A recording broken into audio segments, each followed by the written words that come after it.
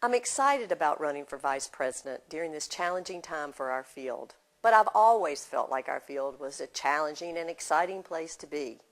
My first job was teaching children with autism, and I found this work very exciting, and I learned so many lessons from the children and the families that I worked with then. But the biggest thing to happen to me during those years was I learned about the commitment these parents had to their children and the love they had for their children. And watching them, I decided this is what I wanted to do for the rest of my life.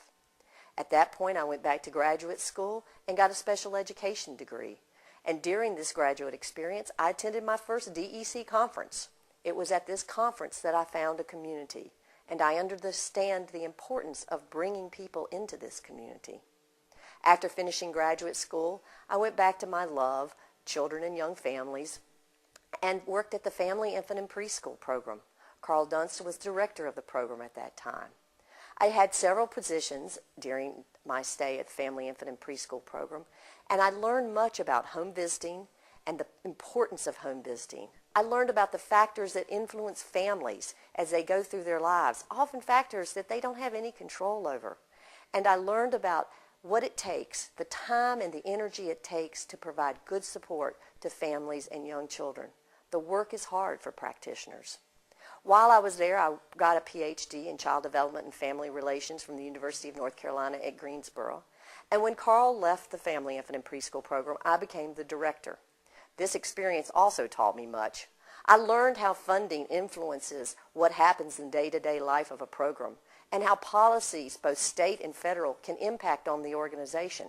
But most important, I learned about the importance of having a vision and guiding principles, and how these factors can impact on a program and keep a program heading down its course by using the principles to guide the decisions that are made.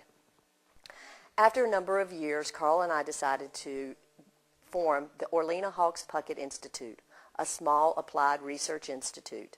We named it after Orlena, who was a midwife on the North Carolina, Virginia, Tennessee line in the 1800s. We named it after her because of her vision and passion for families. Her support for young mothers were all values that we held strongly and felt like it was important to represent as part of our institute. Currently, I'm involved in working with original studies as well as conducting research syntheses to identify the key characteristics, the 2 or 3 key factors that really make a difference in any given practice, whether it's a child practice or a family practice. I'm also very interested in learning how you take these practices that have been identified and help people in the field, both families and practitioners, be able to use the practices.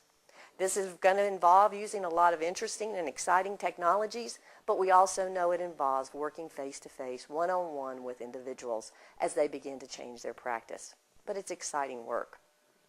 I've also been on the board of the Burke County Partnership for Children, which focused on child care quality, and I was a founder and board president for 6 years of the New Dimensions Charter School.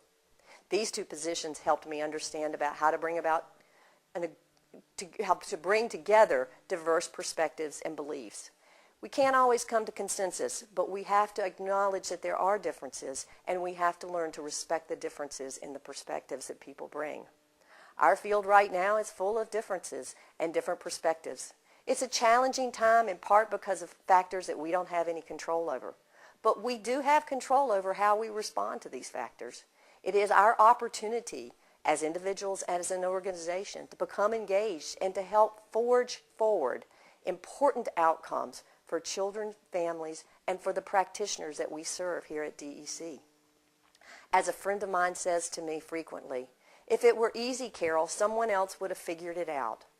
So I'm excited about the opportunity that even though it may not be easy, to become part of DEC's board and to help figure out a future that is good not only for children and families and for our practitioners also.